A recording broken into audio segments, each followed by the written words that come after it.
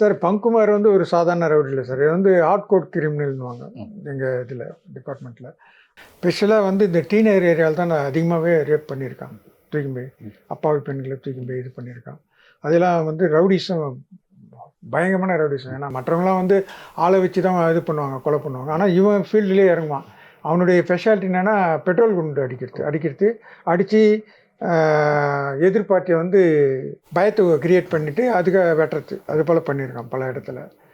நீங்கள் சந்திச்சிருக்கீங்களா சார் பங்குமாரை வந்து? நீங்கள் பங்குமார் என்னை வந்து இது பண்ணியிருக்கான் சார். அப்போலாம் வந்து என்னை கண்டா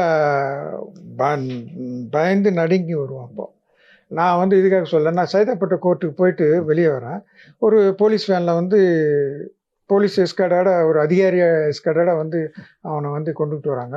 ஒருத்தர் ஓடி வந்து என்னை கூப்பிட்றாரு, அவர் கூப்பிட்றாரு. நான் போனால் பங்குமார் வண்டியில் உட்காந்துருக்கான். நான் அவனை கேட்டேன், ஏன்டா உனக்கு தலையெழுத்து ஒரு டிகிரி ஹோல்டராக இருந்து கவர்மெண்ட் சர்வெண்ட்டாக இருந்த இதெல்லாம் உனக்கு தேவையாடா அப்படின்னு நான் வந்து ஒரு கண்டிப்பாடா அவனுக்கு அறிவுரை வழங்கினேன். என்ன சார் பண்ணுறது, என் தலையெழுத்து இது போல் ஆயிடுச்சு அப்படின்னு நான் அந்த ஃபீல் பண்ணான். நான் சொன்னதுக்கு ஃபீல் பண்ணேன். என்னை வந்து திட்டவும் இல்லை, எதுவும் பண்ணல. ஏன்னா நான் அவனெல்லாம் வந்து ரொம்ப இதுவாக இருந்தேன், ஒரு ஆஃபீஸராகவே இருந்தேன் ரவுடி பசங்கள்ட்ட. அதனால் வந்து மற்றவனா இப்போ வேறு யாருன்னா இருந்தால் என்ன சொல்லியிருப்பான், இது எனக்கு தெரியாத நீ போயா அப்படின்னு இருப்பான், இந்த வார்த்தை சொல்லியிருப்பான். பட் எனக்கு வந்து மரியாதை கொடுத்து, ஆமாம் சார் நான் என்ன சார் பண்ணுறது, என் தலைவத்தி அது போல் ஆயிடுச்சுன்னு ஃபீல் பண்ணாங்க நான் சொன்னதுக்கு. அதுக்கப்புறம் அந்த அதிகாரி என்னை கூப்பிட்டாரு, என்ன அங்கே பங்குமார் கூட என்ன பேசுகிறேன் சார், இது போல் சொன்னேன்.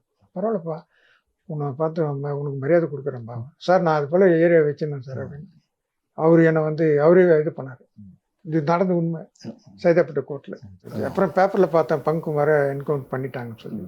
நான் சொன்னேன், அந்த பேச சொல்ல தான் சொன்னேன், உன்னுடைய வாழ்க்கையெலாம் ரொம்ப நாள் இருக்காதுடா, ரவுடி தானே, வெட்டு குத்து போனால் வந்து கத்தி எடுத்தோன்னு கத்தியால் தானே சாகணும் ஒரு பழமொழி சொல்லுவாங்க.